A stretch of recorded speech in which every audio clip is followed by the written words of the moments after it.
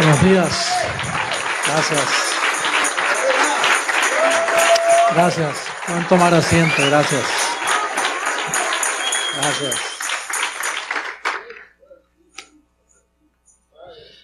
¿Cómo han pasado? ¿Cómo han pasado ustedes? ¿Bien? ¿Sí? La gente es tan consolada que muchos dicen, yo lo escucho por casa y no me vienen a ver. Y no nos reunimos. Pero debemos reunirnos, ¿verdad que sí? Todas esas sillas tan bellas que están por ahí, esos espacios. Pero entendemos que todos ellos están bien también. Los que se quedaron en la casa están mejor que nosotros porque se quedaron descansando. Pero siempre me viene ese verso que dice no dejando de congregarnos. Hay una ciencia en congregarnos todos juntos. Seguro que sí. Pues para mí es un honor estar el segundo domingo del año con ustedes compartiendo la palabra. Y ya entramos en otro año. Este 2004 viene con una gloria tremenda. Sí, el 2004 es como, diríamos, el segundo año del nuevo milenio. El 2004. Usted sabe que dicen que hay unas fechas en el calendario que se perdieron 1 o 2 añitos por ahí. Y yo creo eso, porque el sistema religioso, si le conviene, le quita la cosa. Igual que dicen que Jesús nació en diciembre. Eso puede ser una gran mentira. A mí no me importa, a mí me importa que nació. Pero puede ser una mentira porque estaba escuchando yo un programa esta mañana de un teólogo que en historia a veces son muy buenos y ellos dicen si los pastores estaban pastoreando las ovejas no podía ser en diciembre porque el frío de diciembre era tremendo, más bien sería en abril. Que nació en abril. Pero que eso no importa porque ya lo que está hecho y no sacamos nada con entrar ahora a pelear con la gente. No, mire, compre un arbolito en abril. Lo que hay que aprovechar lo que ha sucedido y dentro de lo que ha sucedido nos metemos por ahí y enseñamos, ¿verdad que sí? Por eso a mí eso de fechas de 24 y todas esas cosas, digo, uno aprovecha para fiestar, porque eso no tiene ningún significado en cuanto a Dios se refiere. Para Dios el tiempo es un rudimento y para nosotros también. Lo importante es dentro de la situación y el sistema que tenemos, meternos por ahí para dar a conocer el misterio de la gracia de Dios. ¿Verdad que sí? En el día de ayer, yo llegué de Bogotá cuando llegué ya se me olvidó, fíjate, si el sistema es un tiempo, hoy es domingo, llegué el viernes, pero que Josefina tuvo un sueño donde yo me doblé en la cama y dejé un símbolo, al poner la frente dejé un símbolo de un cuerno con unos símbolos de la sombra del viejo pacto. Y entonces ella me lo dibujó. Y un cuerno es símbolo de un mensaje. Con eso es que en el Viejo Testamento aclamaban un mensaje. Y entonces se plasmó ese símbolo, porque cuando me miró, la cabeza mía se partió en dos y se formó, o sea, partir en dos totalmente. Y ella pues se asustó porque se veía sangre, aunque no botaba sangre, se veía todo el cráneo completo. Pero mientras ella soñaba eso, yo estoy soñando acá que le estoy partiendo al mundo a Jesús de Nazaret y a Jesús resucitado. Entonces nos despertamos los dos a la misma vez y ella salió como asustada, ¿no? Pero que yo estoy recibiendo, que yo le estoy explicando al mundo qué significa Jesús de Nazaret para usted. Y entonces Jesús de Nazaret, usted sabe que Él vino con un propósito. Y el engaño de los siglos está en esa manifestación, Jesús de Nazaret y Jesucristo. Y ese es el misterio que yo tengo que explicarle al mundo. Porque Jesús de Nazaret, en los días de su carne, Él vino en esos 33 años para librarnos de la maldición a nosotros con ese cuerpo llamado un velo. Pero ¿qué pasa? Que Él ya en los últimos días de su ministerio dijo, no pongan la vista en esta carne, en este velo. Porque si ponen la vista en este velo, yo voy a tener que desmenuzarlo, voy a tener que hacerles daño. Entonces, ¿qué sucede? Que el engaño de la religión es haber presentado los 33 años de Jesús de Nazaret y el mundo a quien alaba y adora es a Jesús de Nazaret. El católico, el evangélico, el mormón, todos tienen sus ojos puestos en los 33 años. Por eso celebran la Semana Santa, por eso celebran el nacimiento. Todo eso es parte de esa primera manifestación. Pero la que vale es la segunda cuando resucitó. Pero esa nunca se presentó. Esa me tocó presentarla a mí.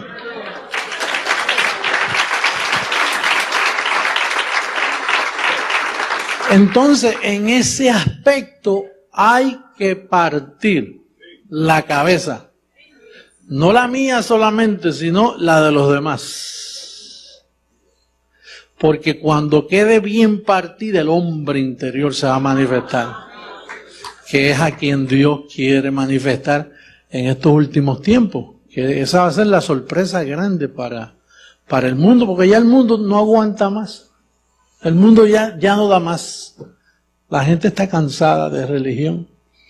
Y hace falta algo. Todo el mundo sabe que hace falta algo. Así que ese algo está naciendo entre nosotros. Todo siempre comienza así. Una vez Jesús de Nazaret comenzó en un hogar, pequeño hogar en Belén, pueblito pequeño. Y de allí se formó lo que mueve toda la masa mundial. Pues en Miami le tocó formar lo que va a traer al mundo la felicidad y lo que la gente espera.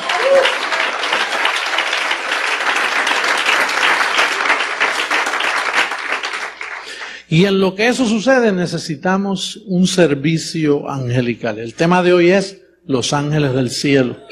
Así que vamos a buscar a Lucas capítulo 12. Lucas capítulo 12. Todos con Biblia, por favor.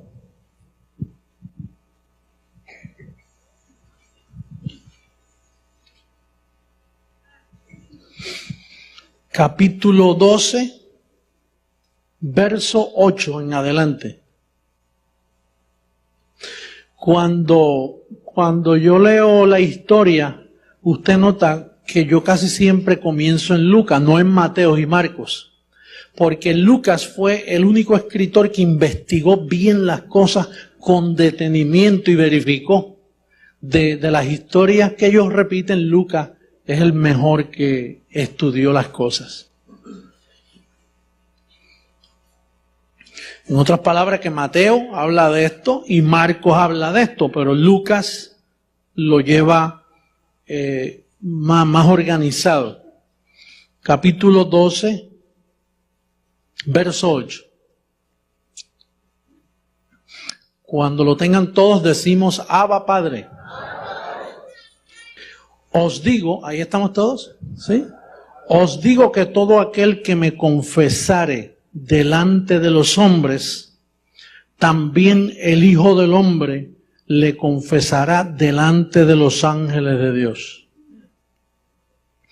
En otras palabras, todo aquel que confiese delante de sus vecinos, delante de la comunidad donde vive, que confiese lo que está escrito, dice el Señor que Él le confesará también delante de la cubierta, delante de Dios. Dice, mas el que me negare delante de los hombres, será negado delante de Dios. El que me negare delante de los hombres será negado, no delante de Dios, sino de los ángeles de Dios. A todo aquel que dijere alguna palabra contra el Hijo del Hombre, le será perdonado. Tú sabes, hay gente que se burla de Jesucristo y hablan de Jesucristo como si nada. Es más, hasta dicho, uno dice Jesus Christ. ¿Tú has visto la gente, cuando a alguien le sucede, dice Jesus Christ? Y del Hijo del Hombre pueden hablar y eso es perdonado. Y las bromas que hacen con Jesús, ¿verdad? Que a veces usted ha oído de las bromas, todo eso es perdonado. Pero mira lo que dice ahí, pero al que blasfemare contra el Espíritu Santo, no le será perdonado. Ahora, ¿qué es blasfemar contra el Espíritu Santo? Por ejemplo, en el caso nuestro, que hemos estudiado bien el Evangelio de la incircuncisión, el Espíritu Santo es quien nos sella. ¿Con qué? Con un conocimiento. O sea, el que se burlare del conocimiento del Evangelio de la incircuncisión, eso no tiene perdón. Mire, yo estuve leyendo el periódico esta mañana y ese terremoto en Irán, después que Estados Unidos le cae a golpe y le tira tantas bombas y lo destruye, y un padre desconsolado viendo que toda su familia en un terremoto que se espera que sean más de 40,000. Yo creo que el terremoto de parte de Dios mató más que los que Bush envió a matar. Y entonces el diluvio, las inundaciones. ¿Cuántas inundaciones? ¿Usted nota en estos últimos días? Volvieron a zafarse las manifestaciones esas. Inundaciones, guerras, pestes, la vaca loca. No le quieren comprar carne a Estados Unidos. Eso son pérdidas, eso es pobreza porque no hay negocio. Ahora, ¿por qué? Pues porque ellos blasfemaron contra el Espíritu Santo. Ellos no cuentan con Dios. Entonces, ¿qué pasa? Que al negar el Evangelio enviado por Dios hace 2000 años, escrito por el apóstol Pablo, al tú negar eso, tú estás blasfemando contra el Espíritu Santo. Y entonces, ¿qué hace Jesucristo? Pues no te confiesa delante de los ángeles. Y si los ángeles no tienen audiencia de parte tuya.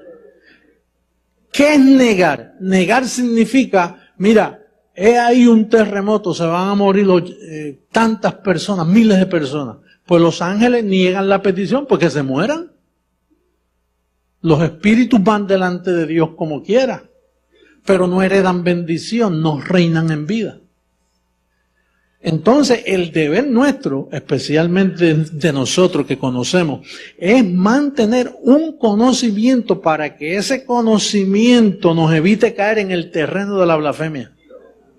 ¿Cuántos familiares tú no tienes que te están burlándose de ti? Ahí se fue a un ministerio ahí que le llaman el apóstol, que les lavó el cerebro, pero entonces ellos se olvidan de esos detallitos. Y se están olvidando del detalle principal. ¿Qué es lo que te está enseñando ese apóstol? Ese apóstol te está enseñando una enseñanza que evita que te nieguen delante de los ángeles. Porque ahí es que está el detalle. Olvídate lo demás es orillitas, pajitas que le caen a la leche.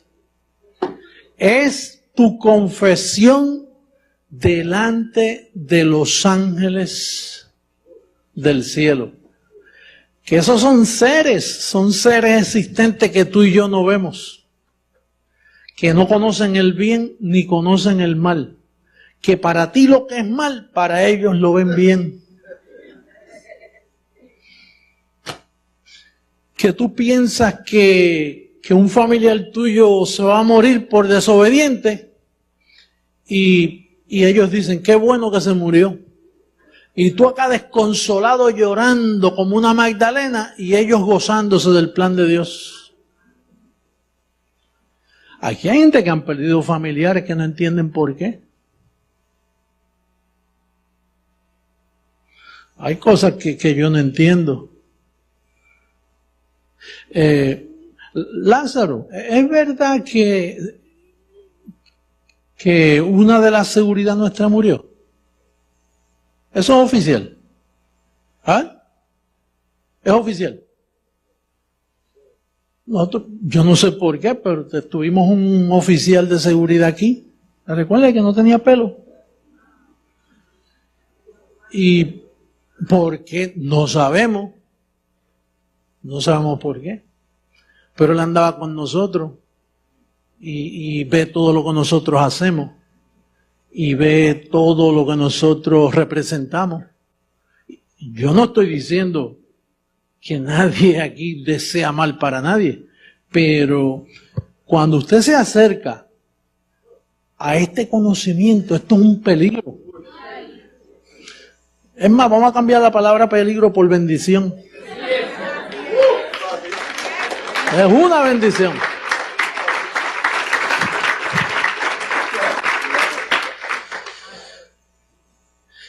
Pero blasfemar contra el Espíritu Santo.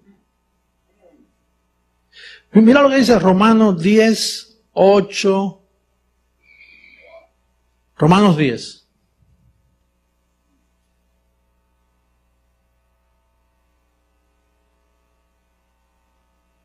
Mire, por eso es que nosotros hemos tenido que cambiar la seguridad. Porque nosotros ponemos aquí un seguridad que no conoce esta palabra y lo que hacemos es matando a la seguridad. En vez que la seguridad nos ayuda a nosotros estamos... O sea que ahora no... Eso es lo último. Aquí solo puede uno que tenga conocimiento para soportar. Para poder soportar esto.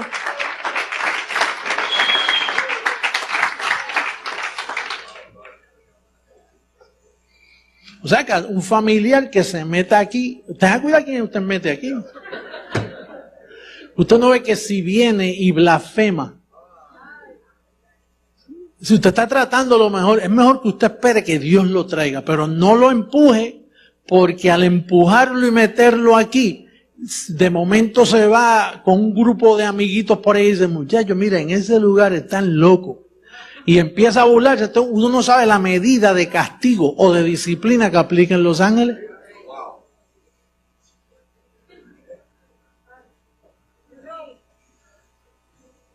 O sea que Dios le alarga la vida a un familiar suyo al mantenerlo fuera de aquí.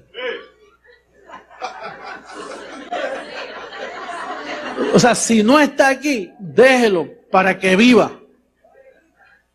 Pero no es por causa o sea, estamos hablando de ángeles, estamos hablando aquí de unos seres que no vemos, que son una realidad, que hay que tener un vocabulario para con ellos, un conocimiento, un vocabulario y un proceder, porque si no, quizá por eso estas sillas están vacías, yo no sé.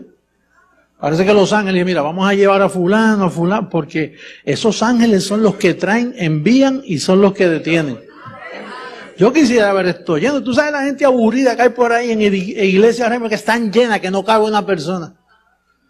Pero como aquello es un entretenimiento religioso, pero aquí, más considérese especial de que usted está aquí en esta mañana.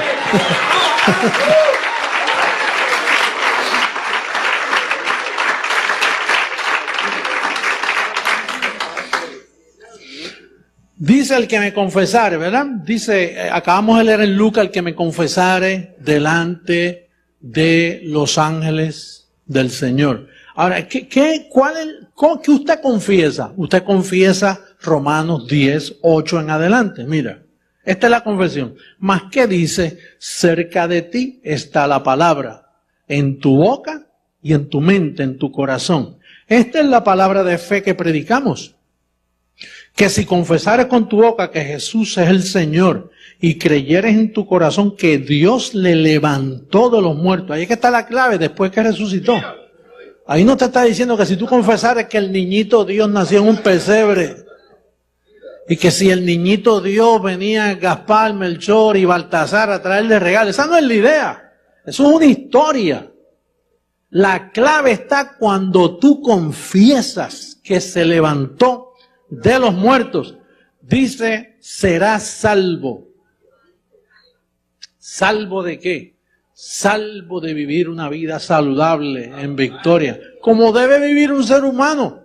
Porque el ser humano es una porquería en carne, llena de debilidades, de enfermedades, y después no ser salvo, pues entonces no vale la pena vivir. La idea es vivir y vivir bien, porque si no vives bien, ¿para qué vivir? Por eso hay gente que opta a matarse, porque es que no disfrutan. Pues si no voy a disfrutar, no entiendo, no, todo me va mal, pues mejor me mato. Y hacen bien en matarse, porque esa gente lo están aburridos por ahí. Es mejor vivir salvo.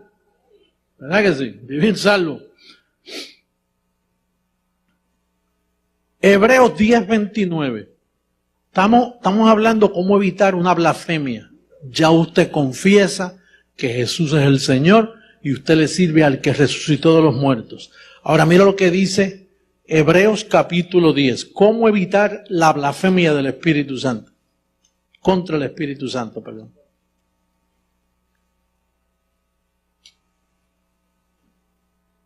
10:29.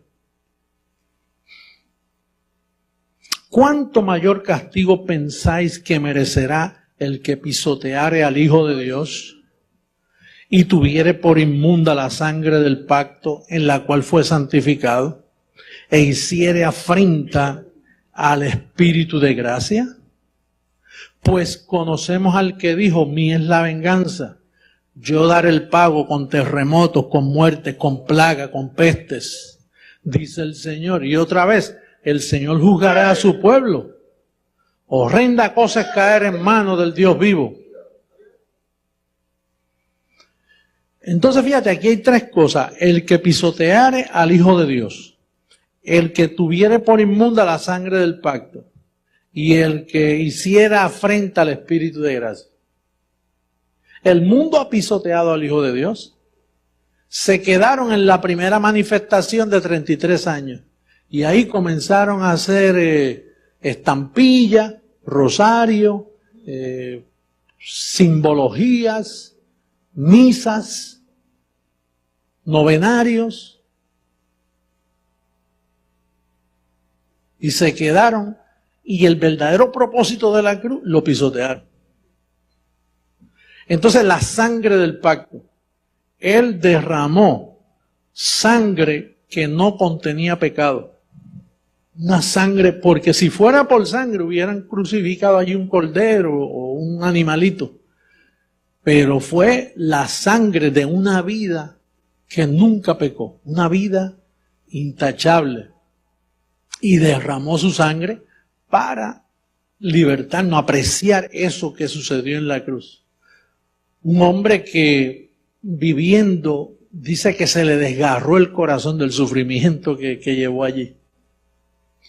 Entonces eso tiene un valor, la sangre derramada del pacto. La sangre que evita que Dios te conozca en carne. Porque en el viejo pacto, cuando Dios veía sangre de cordero que el sacerdote derramaba, dice que Dios pasaba por alto los pecados del pueblo y el pueblo prosperaba. Por eso cuando Juan el Bautista dijo, he ahí el Cordero de Dios que quita el pecado del mundo. En el viejo pacto simplemente cubría momentáneamente. Aquí se olvida para siempre de tu pecado. Entonces, la iglesia ha dicho, no, el Cordero de Dios no lo quitó, lo cubrió. O sea, están comparando a Jesucristo con sangre de animal. Porque mientras la misa se siga repitiendo, esos recordatorios de pecado, como quien dice, hay que seguir dando la misa por los pecados. Eso es blasfemar contra la sangre del pacto. Mientras el protestante siga siendo llamado, pasen al frente los que están mal, y los mismos siguen pasando semana tras semana, están diciendo, el pecado volvió a tu vida. Y entonces eso es tener por inmunda la sangre del pacto. Por eso nosotros aquí te vemos perfectos en Cristo Jesús siempre. Pasa lo que pase. El que blasfeme contra eso, el que vea aquí a alguien en pecado y se atreva a decir, este hombre está en pecado, esta mujer está en pecado, por lo que vea, está blasfemando contra esa sangre. Porque ese es el pacto. Y nunca más me acordaré de sus pecados y transgresiones. Pues tú nunca más te vas a acordar de los que tú llamas pecados de tus hermanos. Porque tú eres un Dios y tienes que imitar a tu Padre.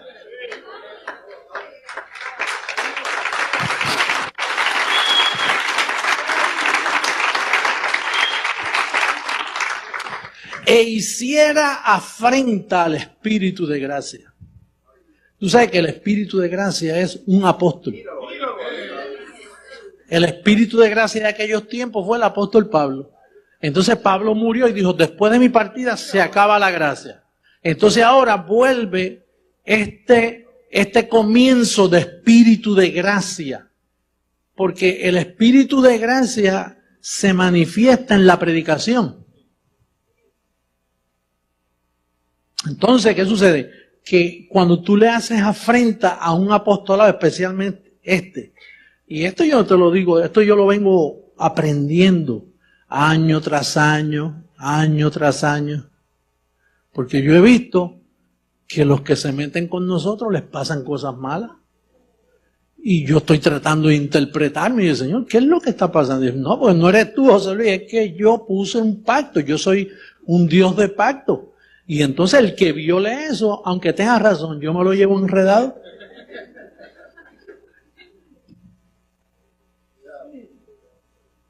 Oye, porque Dios es un Dios de pacto, es el problema. Mira, en el viejo pacto, Adán colocó a todo el mundo en pecado y aunque te portaras bien, Dios te veía en pecado. Sí, hasta la cruz todo el mundo estaba bajo pecado. Después de la cruz, todo el mundo está bajo gracia. Y entonces Dios es un Dios de pacto. Es como el hijo tuyo tú lo quieres y se porta mal. Y tú lo regañas, tú sí. Pero que se mete el vecino a regañarlo para que tú veas.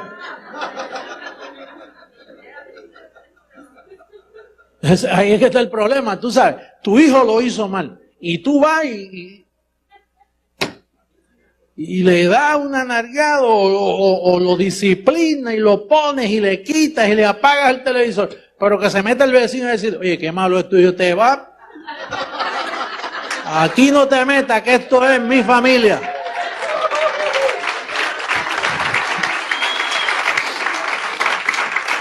Entonces Dios ha hecho un pacto contigo.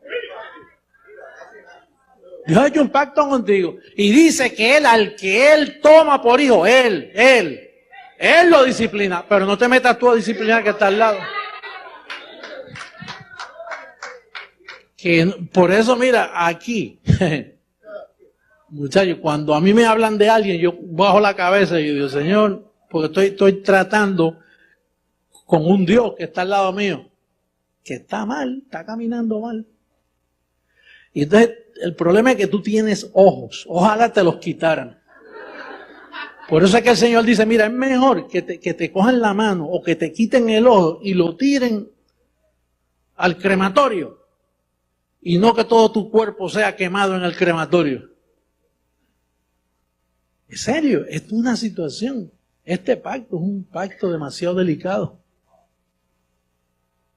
Y quizá por eso es que estamos todavía en el horno, ahí Dios formando al vaso como Él quiere. Porque es que esto nunca se había visto y como nunca se había visto es difícil creerlo. Porque nosotros lo que hemos visto son religiones enclenques por años. Pero esto es serio. Y han habido congregaciones que han querido demostrar el respeto, pero usan armas. Usan armamentos humanos. Aquí es pura cubierta angelical.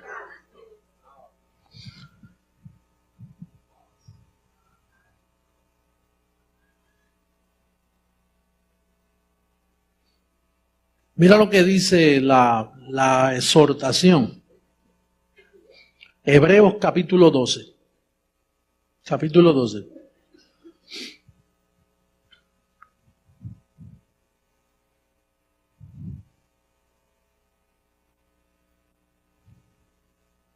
Verso 25. Mira esta exhortación. Dale Dale ojo. Mirad que no desechéis al que escribe. Sí, porque ya está escrito. Mirad que no desechéis al que habla. Porque si no escaparon aquellos que desecharon al que los amonestaba en la tierra, mucho menos a nosotros si desecháramos al que amonesta, no en el cielo, aquí abajo. Porque después de la cruz, Dios llama esta parte aquí los cielos. Antes esto era tierra, pero ahora Dios llama los cielos después de la cruz. Porque al quitar el pecado, entonces la tierra puede ser parte del cielo. ¿Tú entendiste eso? Porque los cielos, el cielo, los cielos, partes del cielo, lugares celestiales. Entonces dice el verso 26, la voz del cual conmovió entonces la tierra, pero ya no es tierra, pero ahora ha prometido diciendo, aún una vez y conmoveré no solamente la tierra, sino también el cielo. Y esta frase aún una vez indica la remoción de las cosas movibles como cosas hechas para que queden las inconmovibles.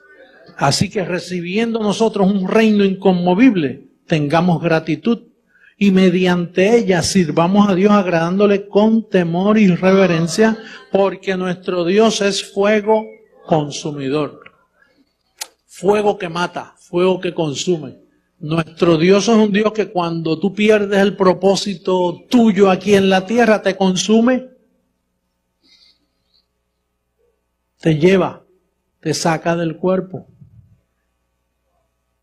Dios saca del cuerpo a la gente. Nosotros somos seres que Él es el que nos lleva y si te tiene que morir mañana, mira, tranquilo para Él. Si tú no le sirves a Dios con temor y reverencia y eres agradecido de lo que Dios te da, se acabó el propósito. Sino que te puede mover del cuerpo. Mateo 24, vamos a ver cómo Mateo dijo la historia del trabajo de estos ángeles también.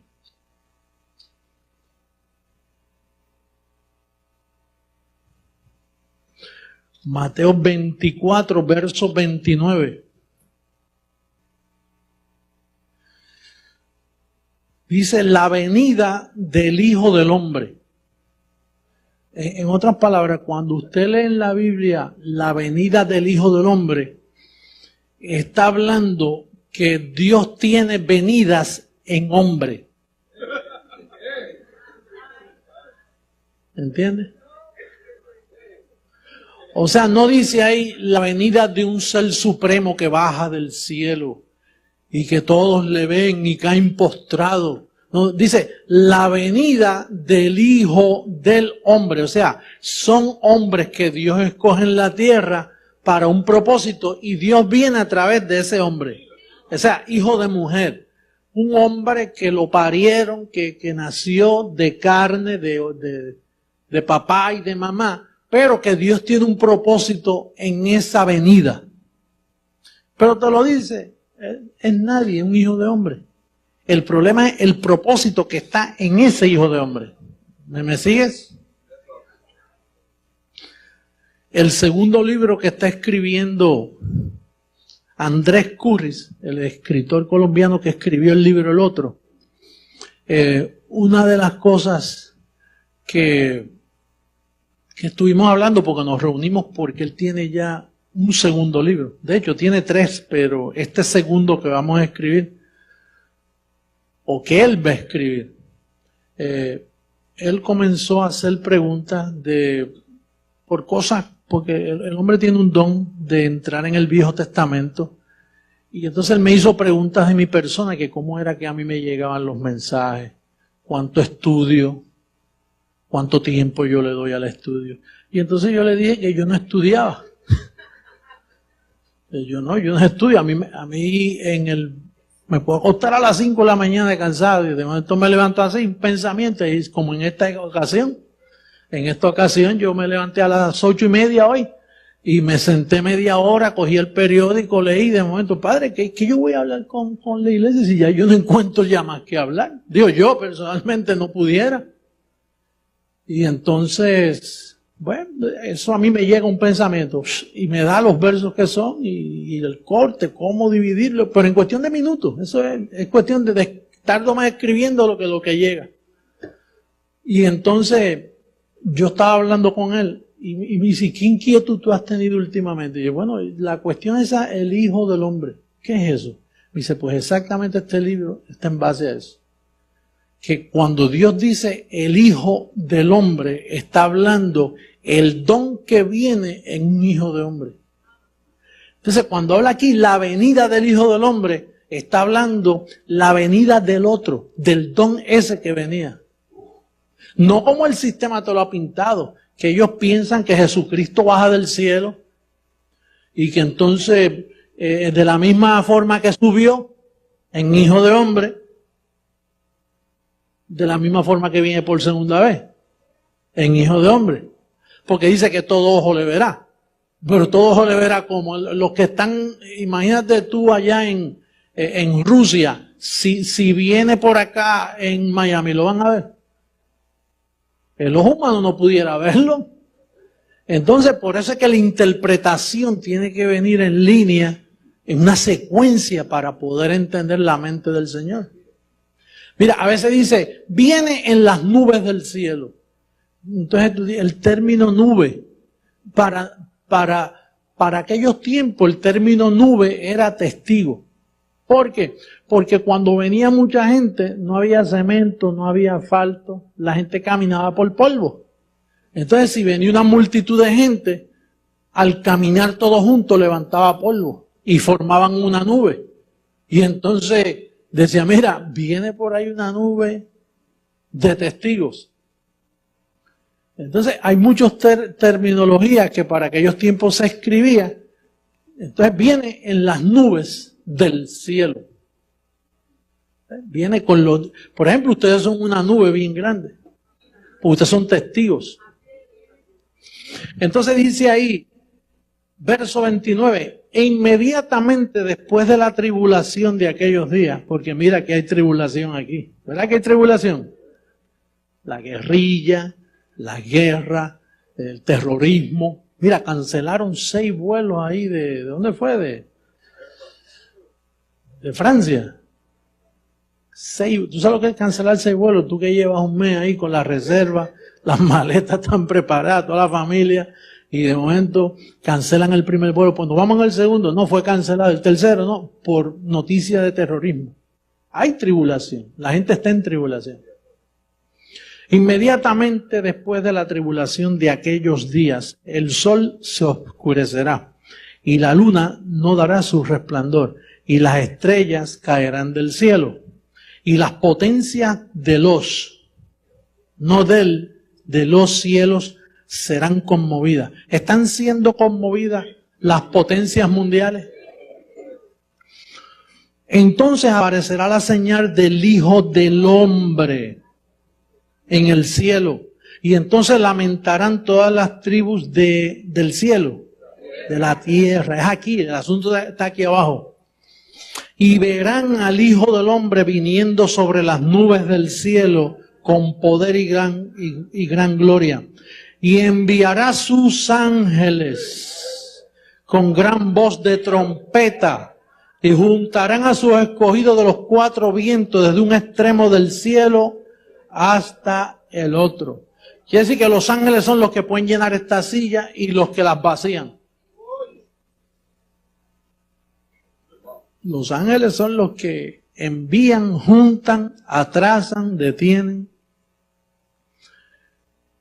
Usted sabe que nunca en 2000 años hubo un ministerio que hablara de los ángeles como hablamos nosotros. Cuando pequeño yo escuchaba a la Iglesia Católica hablar del ángel guardián. Y tenían hasta un dibujo donde hay un niñito en un puentecito así y el ángel cubriendo. Pero eso era todo, un dibujo. No había explicación, no se sabía qué era blasfemar, confesar delante de los ángeles del cielo. Hubo tinieblas por muchos años. Ahora es que se está manifestando esto. Ahora, en aquellos tiempos había un hombre que hablaba igual que nosotros, que era Pablo. Pero entonces la gente pensaba que Pablo le daba culto a los ángeles. Vamos a buscar a Colosenses capítulo 2. Colosenses, después de Filipenses.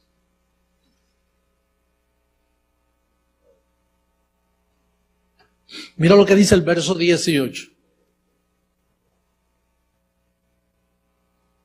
Dice el verso 18. Nadie os prive de vuestro premio.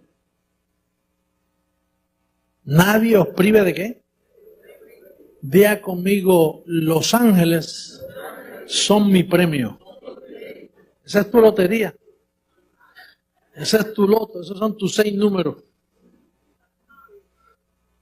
Los ángeles son tu premio.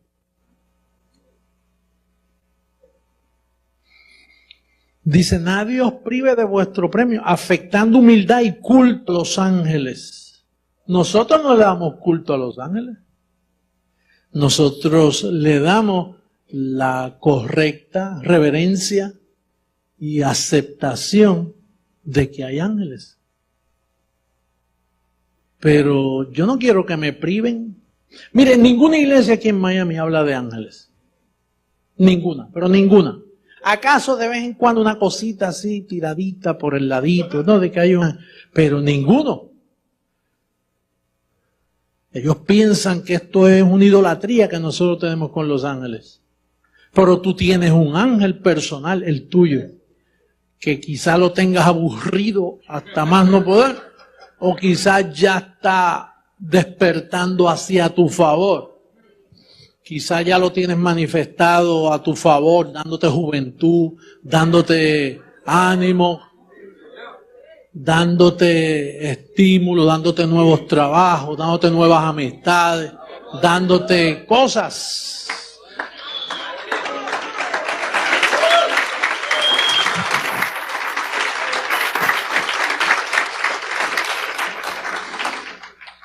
Dice, nadie os prive de vuestro premio, afectando humildad y culto a los ángeles, entremetiéndose en lo que no ha visto, vanamente hinchado por su propia mente carnal. Usted sabe que en Miami está la mente hinchada por ahí. Por eso yo le llamo los cabezones de Miami. Porque tienen las mentes hinchadas. Y uno le dice bendecido y ellos te siguen diciendo Dios te bendiga.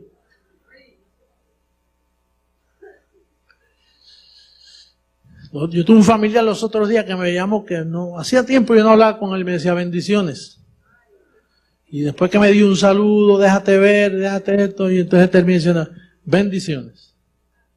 Y mira que yo le explicaba esto 1000 veces, a ver, oye, para que sea, póngase un poquito de acuerdo para que se le vaya el hinchazón. Porque no entiende. Pero nosotros entendemos. Y tenemos muchas cosas por delante. ¿Cuántos tienen buen ánimo? Oye, qué bueno es el buen ánimo, ¿verdad que sí? Lo peor es estar aburrido. Eso sí que es malo. Oye, el aburrimiento es bien malo. Tú buscas dormirte, ¿verdad que sí? Entretenerte, hacer algo. En estos días especialmente hay gente que está aburrida porque el ambiente navideño se los come a ellos. Porque no pudieron hacer esto, porque no pudieron viajar, porque no pudieron tener muchos regalos. Olvídate de esa basura. Eso no es lo importante. Lo importante aquí es que tú domines. Que tú domines el ambiente, estés tranquilo.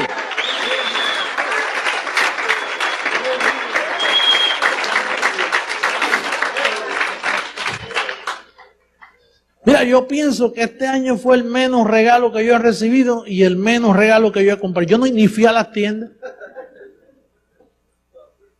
Porque la vida no consiste en los bienes que el hombre posee. La vida consiste en el estado emocional, mental donde tú te encuentras.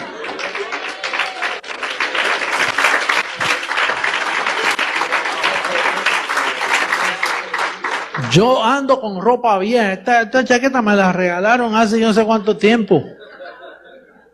Que sea más de un año.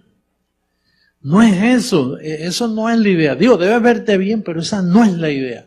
Regalos y cosas, que este año no me dieron nada, que no se acordaron de mí. Olvídate de eso, acuérdate tú de los demás si puedes. Pero no, buen ánimo, buen estado emocional. Y si están hablando mal de ti, con broche de oro está cerrando. Porque la prosperidad viene, dice, recibirá mucho más, 100 veces más, con persecución. El que hable de ti ni le conteste. Que cuando te llamen y te digan, mira que tú, que esto, aquello, ¿qué tiene que decir? Reciba mucho más abundantemente de lo que me ha dicho. Tranquilo. Oye, renueva el espíritu de tu mente. Renueva tu mente. Renueva tu confesión. 2004, mejor confesión. Que los ángeles te escuchen bien. Pues yo recibo que tú no te canses. Mira, lo importante no es lo que digas, no, que tú siempre estás hablando. No importa, yo estoy confesando.